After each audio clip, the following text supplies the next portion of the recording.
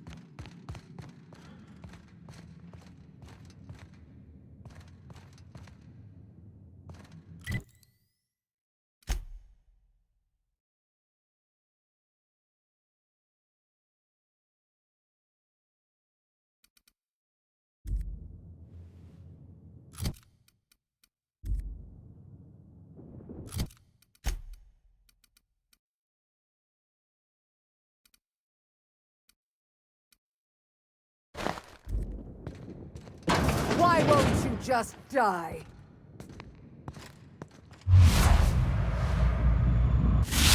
Well, take your confession now!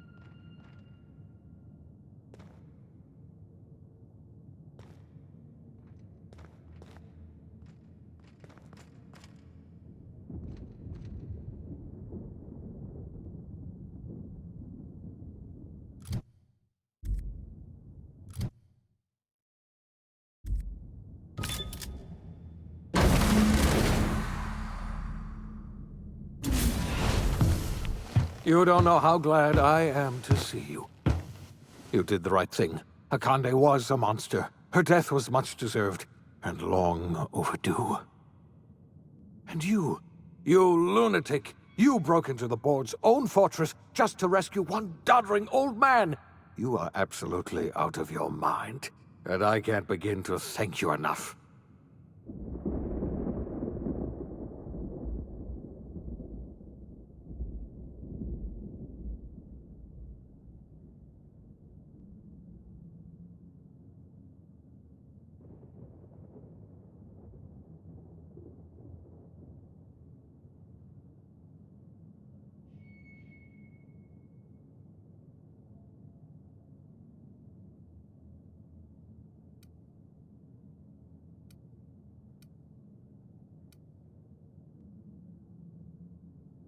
What? Break into the most heavily guarded facility in the most hostile world in Halcyon? No, I have absolutely no idea how you did it. You're a goddamn miracle worker. You've broken the board's stranglehold on this colony, and you saved my life. But there's still so much we have yet to accomplish. You and I are going to have to work harder than ever to save Halcyon. I'm afraid the situation is far worse than any of us ever anticipated.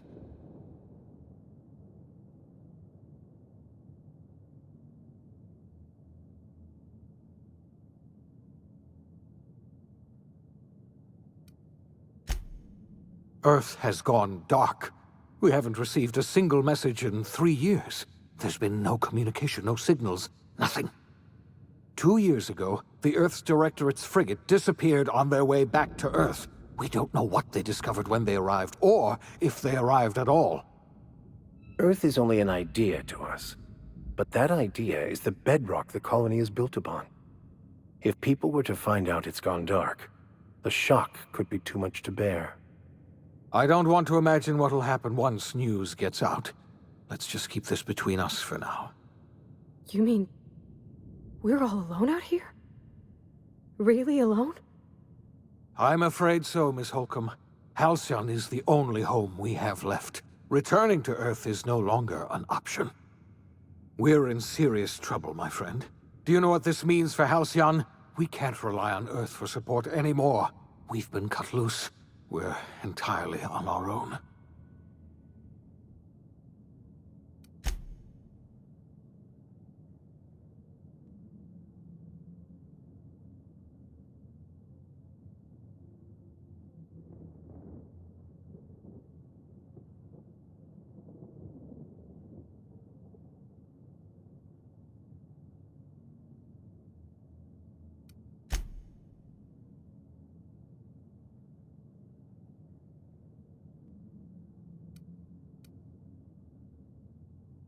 Yes, certainly. I'll help however I can.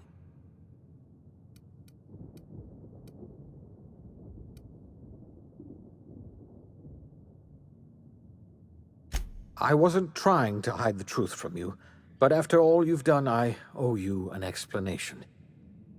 Yes, I experimented on the Hope's colonists. Each of my experiments ended in catastrophic failure. Each of my subjects died in agony. You are my first and only success. I didn't tell you about the others because I didn't want to burden you. My failures are my own to bear, not yours.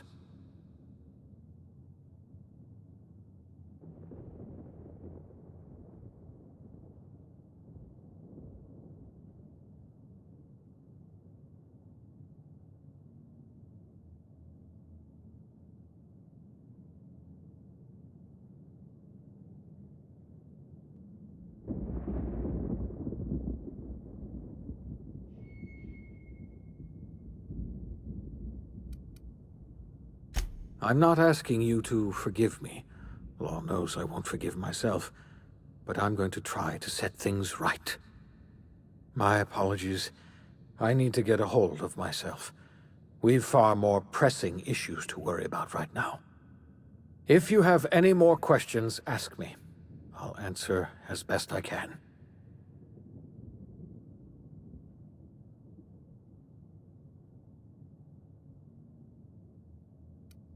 I don't know what happened, but something must have gone horribly wrong.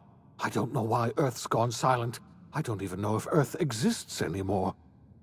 We have no connection back to Earth, and return is likely impossible. We're completely alone out here. I heard it from Akande herself. She tried to pressure me into joining her side, you see.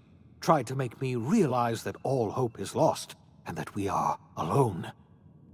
She was half right. We are alone, and we're going to have to fend for ourselves, because there's no telling what's happened to Earth. You might have heard of the Earth Directorate's frigate. Half the colony's entire military was on that ship. They were returning to Earth when they vanished without a trace.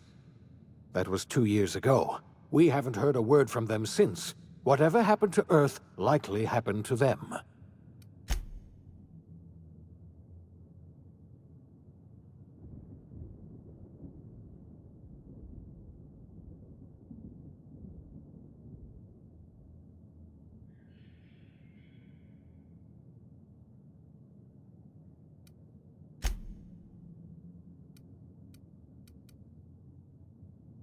Yes, Akande mentioned as much.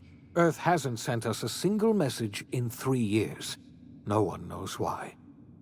Akande had kept the truth to herself, perhaps with good reason. Can you imagine what would have happened if word got out? We'd have utter pandemonium.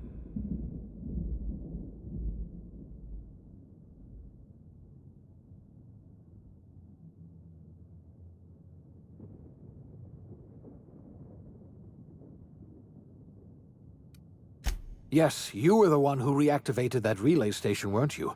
Any message from Earth would have arrived unencrypted. It's been 3 years since our last message. The board tried using drones to contact Earth. Every one of those drones sent back the same encrypted message. Earth is completely silent.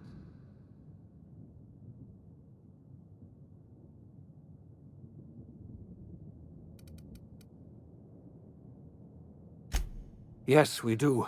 You've done a marvelous thing. You've succeeded where anyone else would have failed, including me. We must begin the revival process immediately, starting with the Hope's brightest minds, and then we're going to fix this damn colony, one problem at a time. We're going to need a leader, and I can't imagine a better person for the job than you. What do you say, old friend? Will you help us?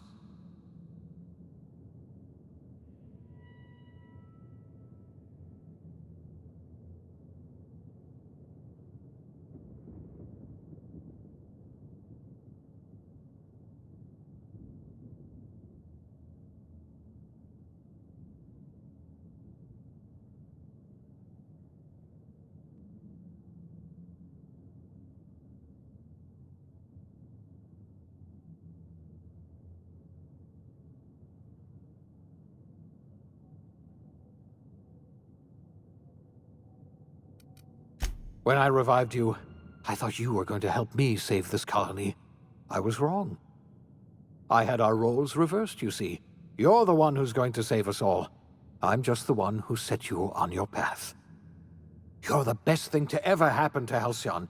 If you want to take it upon yourself to lead this colony, you have my support. We're not a colony any longer, are we? Our last connection to Earth has been severed, and so we have been set free. Our future is uncertain, and no one knows what tomorrow holds. Exciting, isn't it?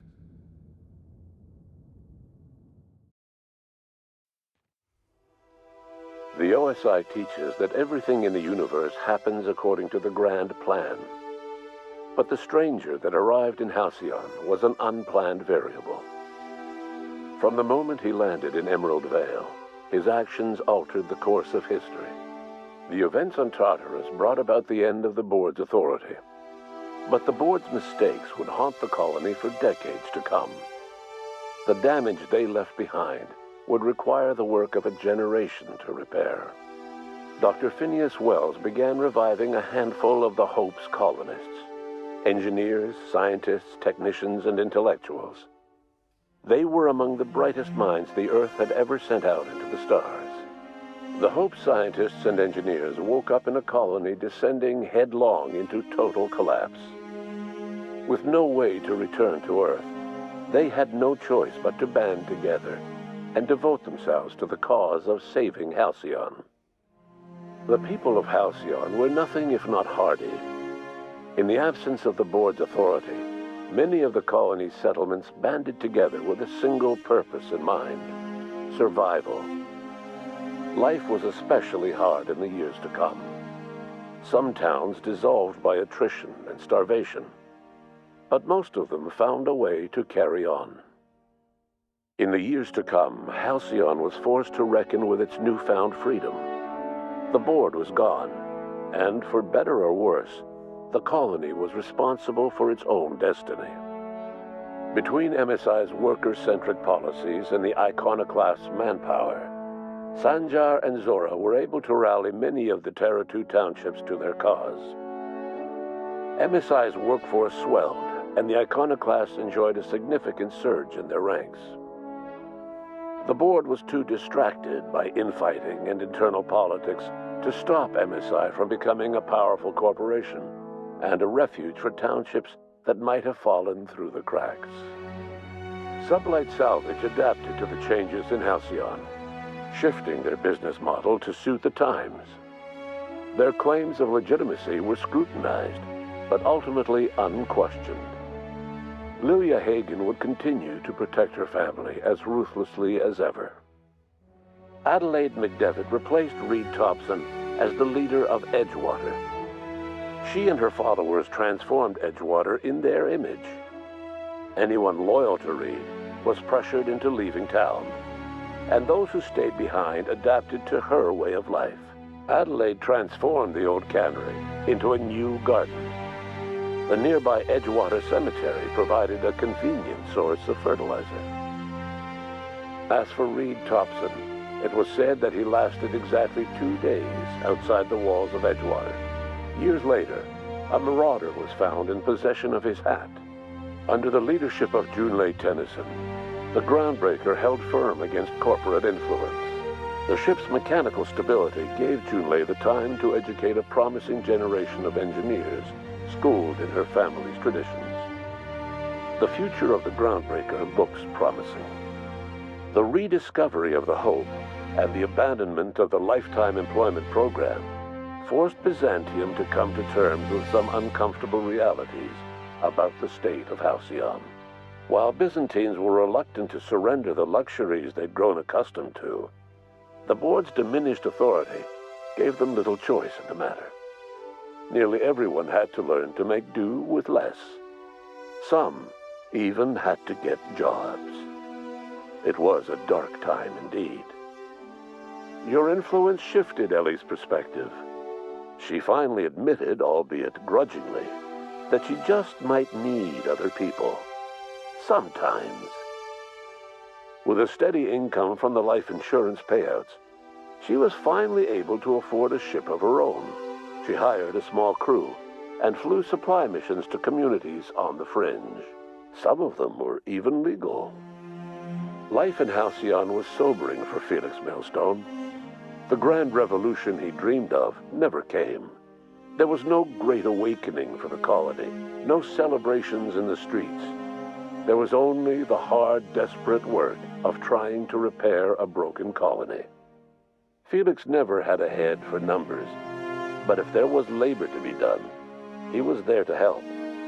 Eventually, Felix realized that the work of a revolution was done with 2 hands. As much as he enjoyed his adventures aboard the Unreliable, the vicar, known as Max, eventually decided that it was time to move on, to live out the life he had sought so long to create.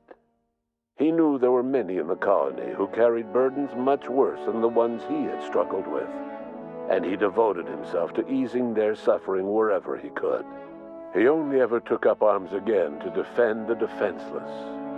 Unshackled from a lifetime of striving and fighting the universe and himself, Vicar Maximilian de Soto was finally at peace. Once the matter with the Hope colonists was resolved, Junlei bashfully asked Parvati if she'd like to join her permanently on the Groundbreaker, and Parvati enthusiastically, if somewhat awkwardly, agreed. The stories of her adventures spread across the colony, and Parvati soon found herself the center of attention. Having served as the engineer of a renowned spacecraft, tramp freighters and wildcat miners sought her out by name, and in no time, she was a fixture in the Groundbreaker's mechanical ecosystem. She and Junlei were never far apart. Nyoka returned to Monarch to take another crack at making a permanent life for herself. She formed the Charon Group, a mercenary outfit of ragtag survivalists and wilderness experts. Anyone in need of a guide, or just looking to throw back a beer and swap stories, could find her camping on the trail or clearing an infestation. The SAM unit that accompanied you spread awareness of the product line's superior sanitation and maintenance capabilities across what was left of the colony. This led to a boost in SAM unit sales. Did you know that SAM units are the longest-lasting, toughest-acting cleaning solution in Halcyon? Minister Clark was released from house arrest, and his contact with you gave him a sense of renewed purpose and vigor. Once it became clear that no help would be coming from Earth, he threw his considerable efforts and talents into helping Halcyon manage the crisis before it. As for Dr. Phineas Wells, he spent his remaining years in his orbital lab. He eventually came to terms with his own past and was able to forgive the mistakes of his younger self by devoting his remaining years to serving the colony. In the end, Dr. Wells was able to save every scientist and engineer aboard the Hope. Over the next decade, nearly all of the Hope's remaining colonists were successfully revived. Halcyon saw a period of rapid technological and scientific advancement. Breakthroughs in dietary supplements saved the colony from starvation. Geoengineering projects and social reforms began to change the structure and character of the colony. Dr. Wells laid the groundwork for the project to save the colony, but he would never live to see the fruits of his labor. He passed away a few years later. His work was carried on by the scientists and engineers he revived. Today, Halcyon has stabilized. The people of the colony work hard to adapt to their new circumstances. Nearby colonies send aid and supplies. Life will never be easy in Halcyon, but for the first time in its history, there exists a sense of real, genuine hope about the future. And what about you, the unplanned variable in the history of Halcyon? Long after Wells passed away, you carried on his work with more energy, determination, and brilliance than he could ever muster. The years that followed were hard, but Halcyon survived by the efforts of the Hope's most promising colonists, the greatest of which was you. No one knows what's happened to Earth, and no one knows what the future has in store for Halcyon. All we know for certain is this: the name of the Unreliable and that of its intrepid captain will remain the subject of countless stories for years to come.